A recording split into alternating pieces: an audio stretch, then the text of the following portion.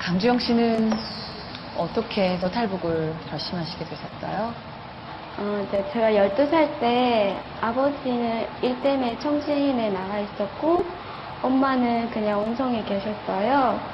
그러다가 이제 제가 이제 학교 졸업하고 교환소 일을 하다 보니까 이제 아빠랑도 통화하게 됐거든요. 근데 아빠가 이제 도와야 될 일이 있다고 와서 좀 도와달라고 얘기를 했어요. 그래서 저는 이제 엄마한테 아빠가 이런 얘기를 해서 간다고 그러고 이제 엄마 품을 떠나서 아빠한테 갔어요.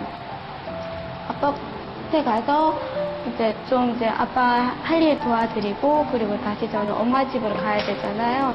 그래서 이제 청진역에 나갔어요. 근데 좀 이제 농촌 쪽으로 가다 보니까 시골 쪽으로 가다 보니까 기관차가 그렇게 많지 않아서 항상 대기 중이었어요. 그래서 열흘 동안 청진역에서 노숙을 하다시피 했어요. 노숙을 했죠. 근데 이제 열흘 동안 하다 보니까 돈도 없고 이제 배고프기도 한 거예요. 돈이 다 떨어졌으니까. 근데 이제 저의 그 초라한 모습을 이제 또 눈여겨보는 한 여자가 있었어요.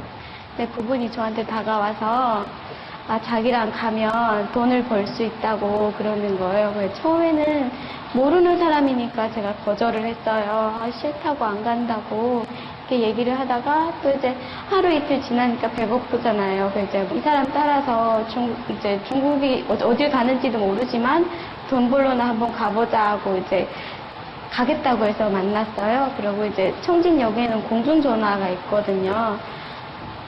전화를 했었는데 항상 통화 중이고 전화가 안 되고 그랬었거든요. 그래서 저는 이제 중국으로 가게 됐어요.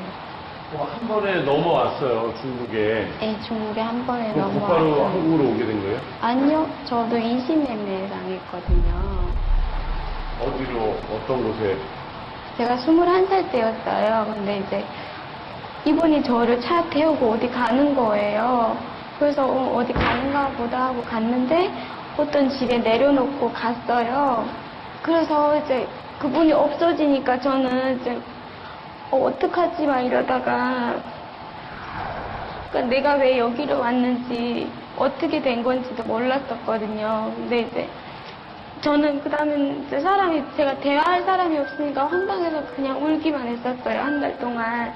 그러다가 생각한 게 이래서는 내가 안 되겠다 싶어서 텔레비를 보기 시작했어요. 텔레비를 보면서 거기 나오는 대화랑 행동을 보고 이거는 뭔 뜻이구나 이렇게 이제 중국어로 밥 먹자 이제 이런 얘기를 알게 되었어요. 그래서 이제 말을 배워서 3개월 정도 돼서 이제 그 집에 제가 물어봤었어요.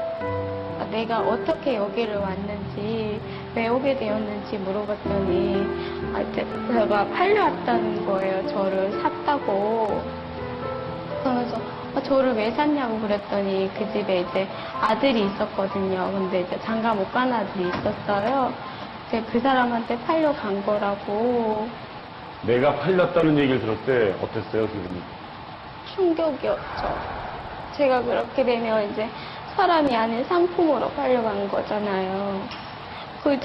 저를 판 사람이 있으면 그 사람한테 물어보고 싶은데 그 사람 전화번호도 없고 그러니까 그냥 거기 살다가 중국에서 한 3년 정도 생활하다가 한국으로 오게 됐어요. 그 아들은 어떻게 진짜 같이 살게 됐어요?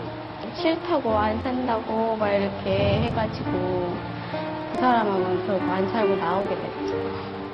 그 엄마는 지금 안 나오신 거죠? 네, 북한에 계세요. 못 나오신 거죠? 네. 제가 2007년도에 한국에 왔거든요. 네. 그래서 이제 제일 먼저 한 게 엄마랑 통화하는 거였어요. 그래서 이제 브로커를 사서 이제 엄마랑 통화했었는데 첫 통화에서는 말을 못 한 거예요. 둘 다 통화하면서 그냥 이제 전화는 들고 있는데 그냥 울기만 하고 아무 얘기도 못 했던 거예요. 그래서 이제 그러면 내일 다시 전화하자 그렇게 해서 두 번째 통화에서 엄마가 저한테 그렇게 얘기하는 거예요. 너 아빠한테 간다고 나갔고 아빠한테서는 엄마한테 간다고 나갔는데 연락이 없어서 죽은 줄로 알았다고. 살아있으니까 다행이라고 네, 엄마가 그렇게 얘기하시더라고요. 저는 엄마한테 제일 미안하거든요.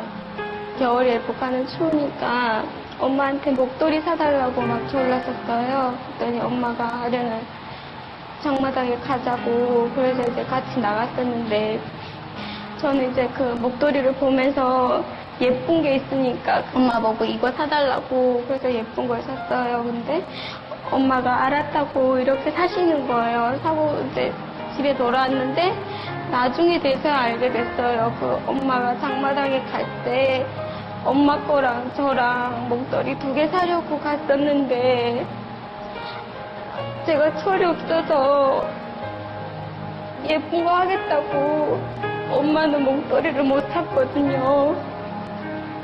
근데 엄마 목도리가 너무 오래 쓰다 보니까 색이 다 바랜 거예요. 그걸 쓰고 다니는 거 보면서도 저는 그냥 제가 예쁜 목걸이를 했으니까 그게 너무 좋다고 그냥 저는 좋아라 뛰고 놀던 그게 제일 미안하고요. 그런 엄마한테 저는 불효한 딸이라고 불효를 했던 게 너무 마음 아파요. 소망함 어떤 걸 준비했습니까? 소방함에는 제가 만년필을 준비했어요.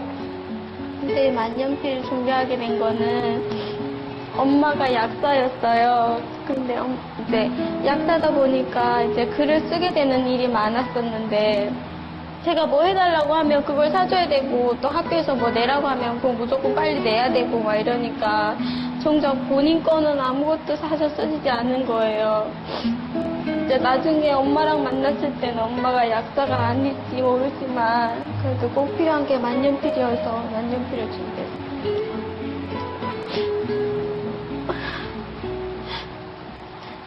엄마 항상 보고 싶고요. 집에 있을 때 엄마한테 잘해주지 못해서 너무 미안하고